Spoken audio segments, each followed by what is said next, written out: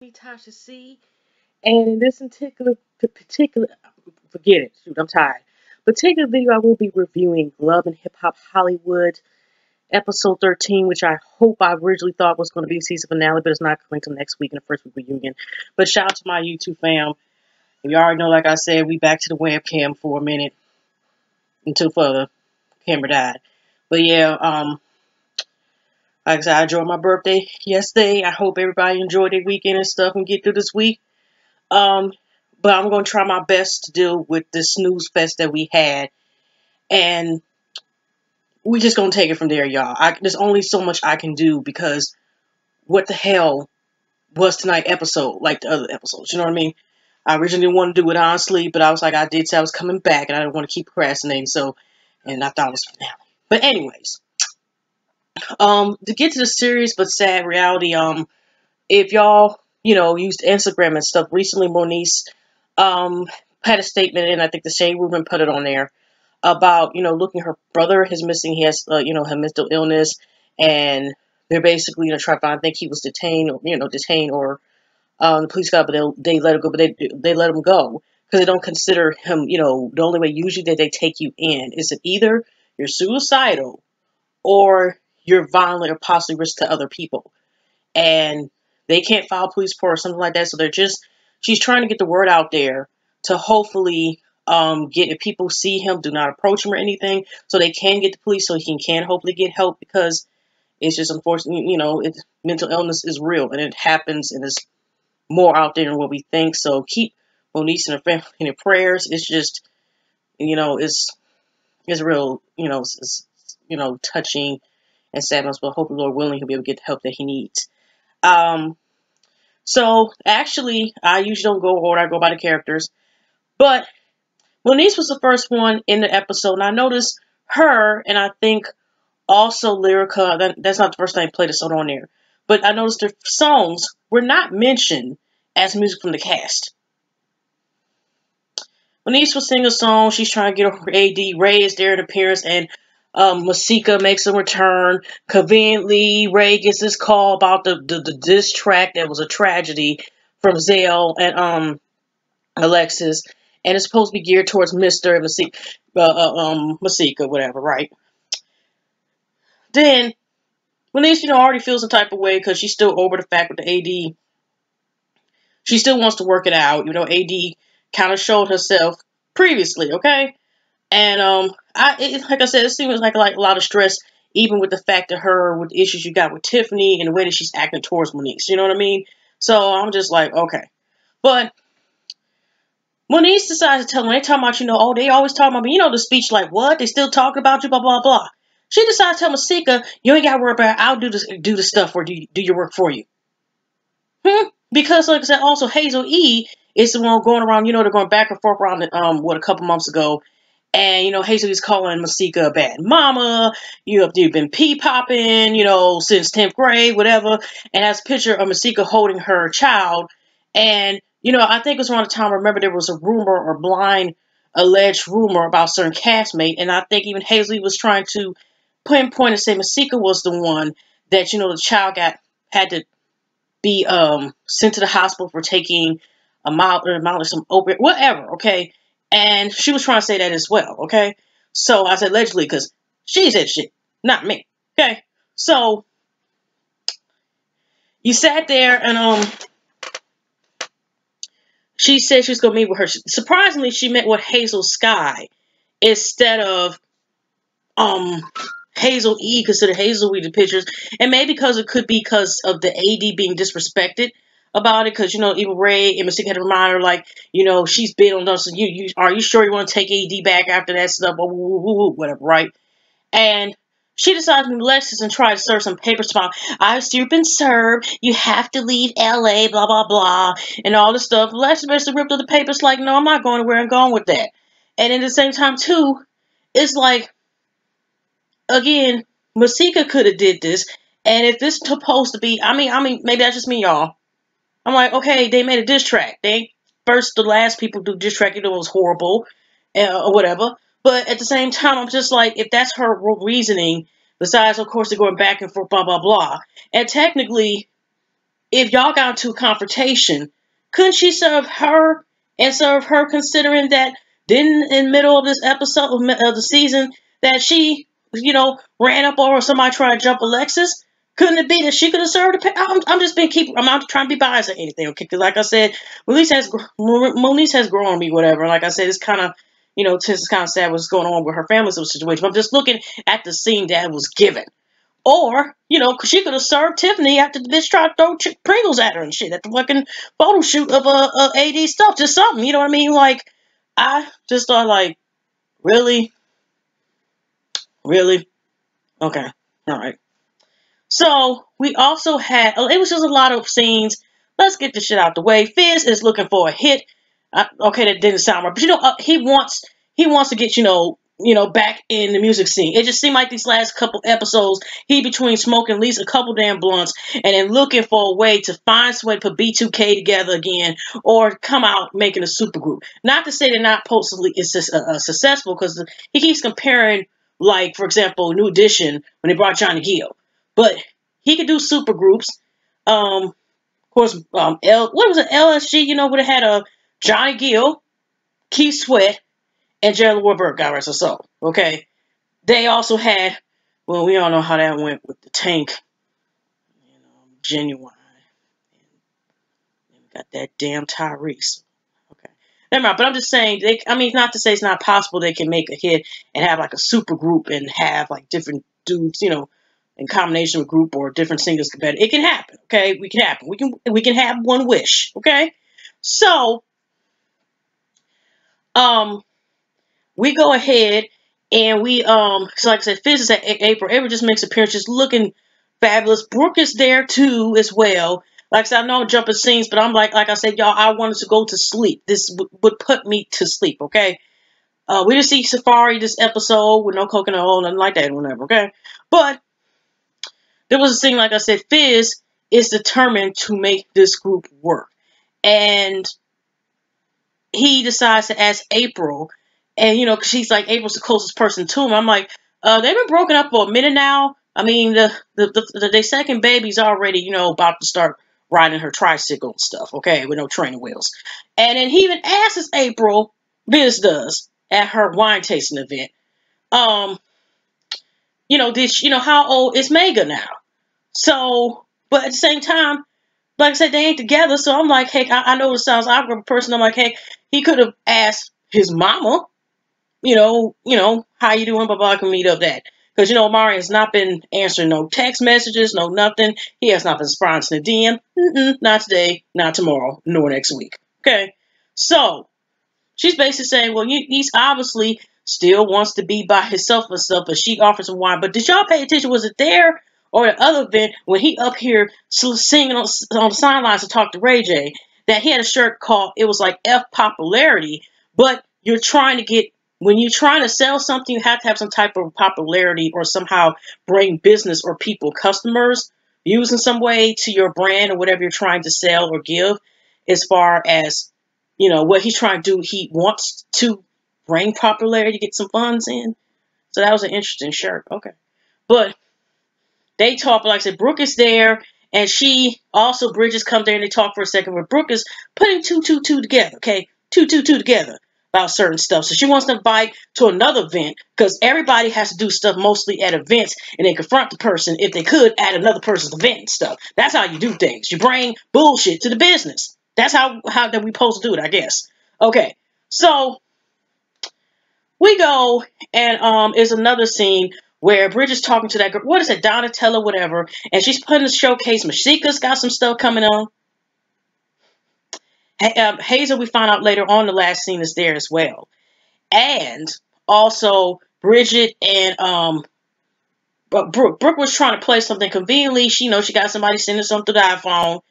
And when she gets sent something, it ends up being Bridget on the verse. So that's where it probably jumped a little later on, where at this April Grimes, which, like I said, she didn't have a song. Well, she's doing, I guess, the wine now. But like I said, April looked fabulous. Brooke did too. Look like they decided, change, like FaceTime each other before they came to the event. So you wearing this? I'm wearing this. We gonna match. We gonna look like sisters. Okay, so anyways, she realizes, wait a minute, Marcus is putting Brooke on Bridget on the track. See, BB, too many B's, okay? So, like I said, she already has it on cue to confront him. There's a cute scene. Oh, let's get Keisha Cole out the way. We were talking about her dad. She recently, not too long ago, had found out, I think her dad and her mom used to be childhood friends. She found out not too long ago, a couple years ago, that she was blessed that her dad, but they seem to have a good, close relationship. She's talking about how she was blessed to find her dad in the time of being, and he was 5'7" with her. Because they seem to have a chill relationship. And he's saying that, basically she's a good mom and everything. And it was another scene of Keisha Cole singing, and Lyrica goes to meet up with her and talk to her to apologize to her and explain, he was working on my project, and I guess not only because of it being her project for him to work on, but also because the fact that she said something to Keisha Cole. They talked about, that's awesome that she found out that she met your dad. My dad, it seemed like, based on what I gathered what Lyrica was talking about at that moment, that her dad left around the same time before when unfortunate passing of her sister dying. So I just had a little heart-to-heart moment. And, Lyrica kind of had broke down for a second, but okay. But Keisha was there for a minute. I don't know if they're still going to work together on the song, because Keisha does want to do a tempo or have A1 produce that song. A1, this time, I don't think he brought the pearls today. He's like, I'm switching up on y'all, okay? So, but yeah, they had a little heartfelt moment. So, what else stood out the best that I can? Oh, yes, for comic reliefs, Solo Lucy comes back, and he decides to come and try to put Chanel and Alexis together. Because A1 have something, and they invite Susan Lucci, but they don't. Since Lyrica is cool with Alexis, she don't want no disrespect, so she's trying to not have her at her event, which is interesting and surprised A1 did the same thing, because remember, they had him and Marcus had to double team and reminded Miss Chanel and Hazel Knees, okay, about, remember that BS happened. So, but Lucci was like, I'm gonna get together. So later on, there was Alexis, they talking, woo woo woo woo, but it wasn't good turn, because so Chanel was like, I didn't want no drama, and Alexis didn't come there to drama. They were just cool. But Susie was like, we can all be banging each other, have a three-way situation, blah blah blah. And Alexis like, no, we just be cool. But Alexis in that scene was not on no BS, So they agreed that gets to go to party, everybody kumbaya, all right, at that moment. Now we have, like I said, it was, like I said, too much. But it was, like I said, the scene of Lyrica's, I think, event. Ray J appears. But before Ray J appears there, we have Ray J. He's performing his One Wish on something. And that's where, like I said, he at least had one good half of a tail. He had some tail left or something. Because Fizz came in there looking blown on some California cushion shit. And he decided he wants to talk to Ray J and talk about, me and J Bud was named blah, blah, blah. And, doing it without Omarion. And I think he was, like I said, he brought that to somebody else too. I don't know, like I said, y'all, I'm doing the best I can. Y'all seen that same shit like I did today, okay? So, but he does mention to Ray J about making possibly supergroup, and since Omarion is not going to be there, is not responding. I'm just saying, not to say that Ray J is not talented. I'm just saying what he has put out just this season alone. And Ray J, to consider B2K, everybody knew how to dance. And I think when they were talking to Ray J as well, Ray J was kind of, they was talking about somebody brought a brass beat, and they kind of left it like, it's too much liability. We already know why. This is not just, Ray J, no, Fizz the one acting like in the confessionals, like, it's just this problem here. That was on some other shit, because it's different when you're talking about money, because here Fizz trying to make it paint out, well, people got, money problems, blah, blah, blah. Y'all, this was child molestation problems, sir. Okay? Child molestation.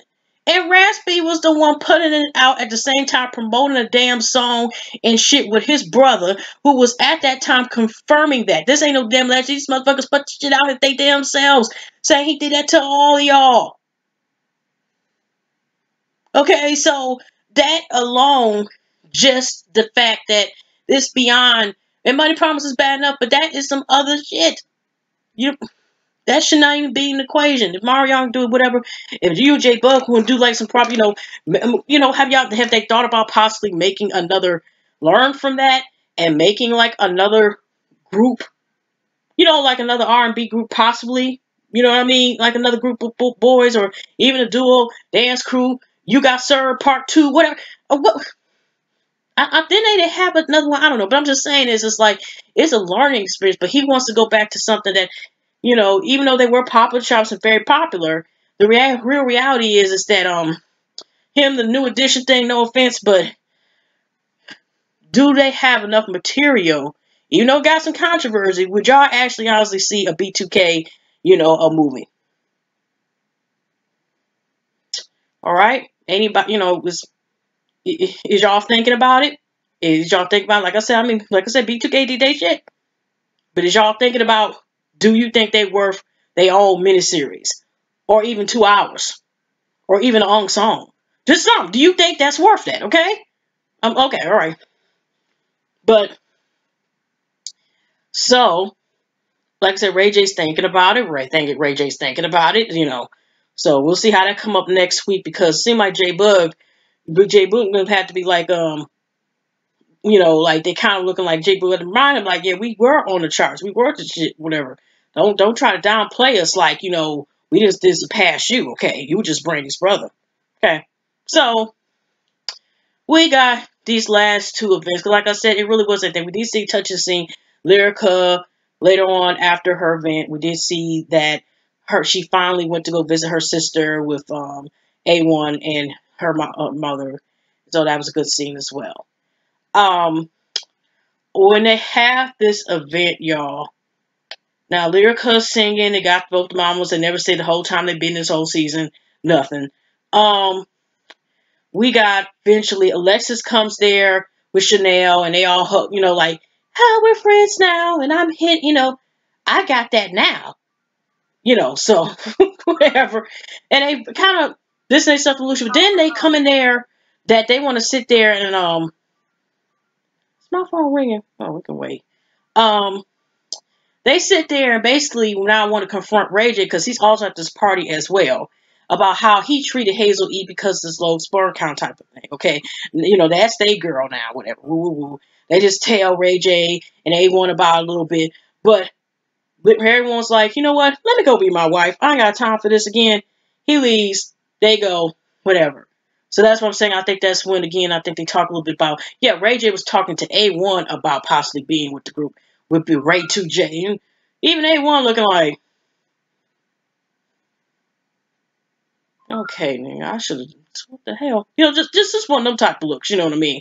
He wasn't like ecstatic about it.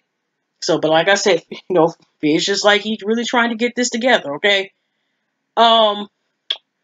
But after the party, let's go, like I said, no, I think it was around this, there was another event, or the same, yeah, it was an event, that Marcus event, because Brooke was going to basically confront Bridget.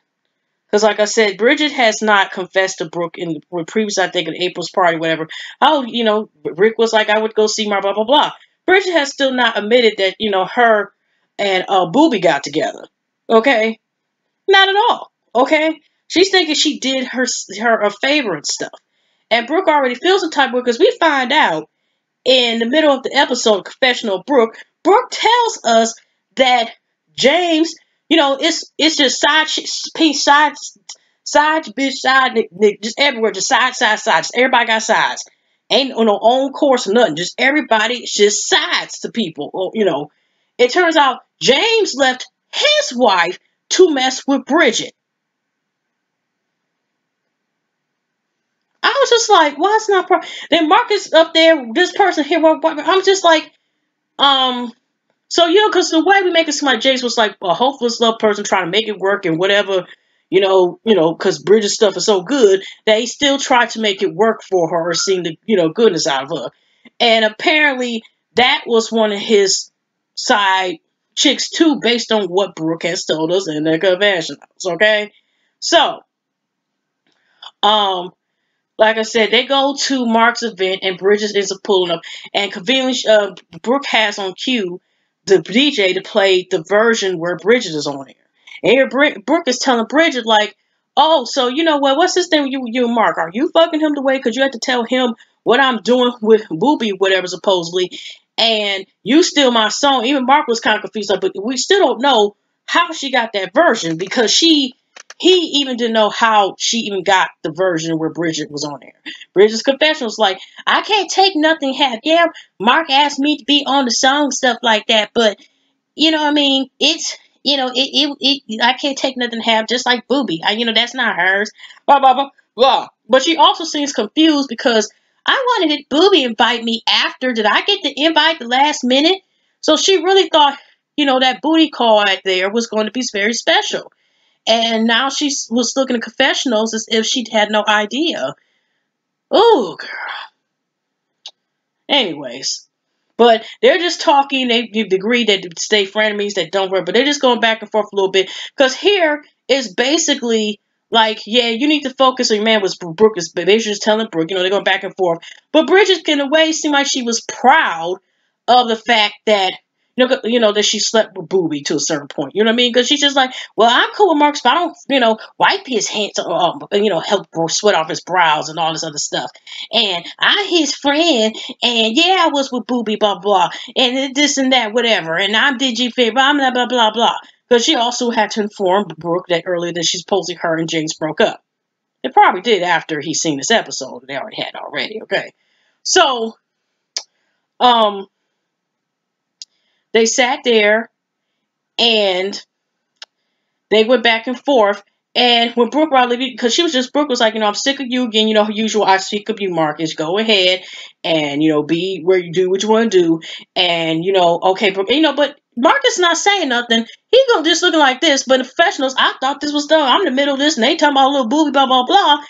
And like I said, Bridget was like, well, you should have done what you were supposed to do or something, whatever, oh, well, you wish it was me, whatever. She had the opportunity, which Brooke reminded her that she was originally supposed to do on that trip. So Bridget's thinking like she's doing something because she had the ability, to bust it open or whatever, for Booby, whatever, because it's just like, okay, and girl, that makes you look like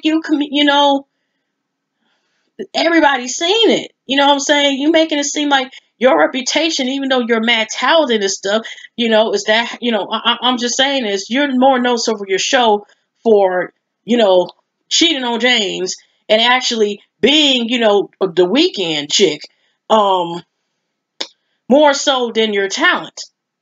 You know what I'm saying on here? And she's very talented. So I'm like, oh, girl.